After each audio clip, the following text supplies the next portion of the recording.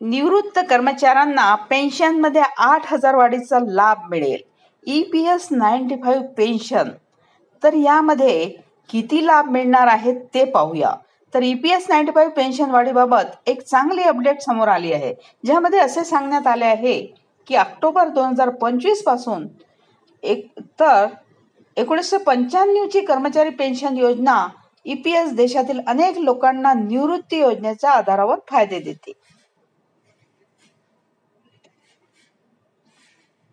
अशा परिस्थितीत या योजनेअंतर्गत सर्व कर्मचारी आणि निवृत्त कर्मचाऱ्यांचे पेन्शन वाढेल.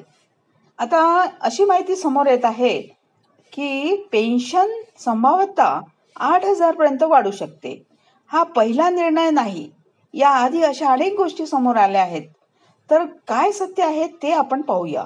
जर पेन्शन खरोखरच 8,000 ने वाढली तर पात्रता काय असेल आणि अर्ज करण्याची प्रक्रिया काय असेल ते आता आपण पाहूया.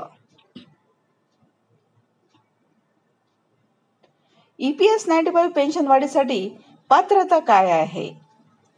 तर चला पाहूया पात्रता काय आहे. EPS 95 पेन्शन बूस्टचा लाभ घेण्यासाठी पात्रतेबद्दल बोलताना EPS मध्ये दीर्घकाळ योगदान देणाऱ्या सर्व कर्मचाऱ्यांसाठी पात्रता निश्चित करण्यात आली आहे.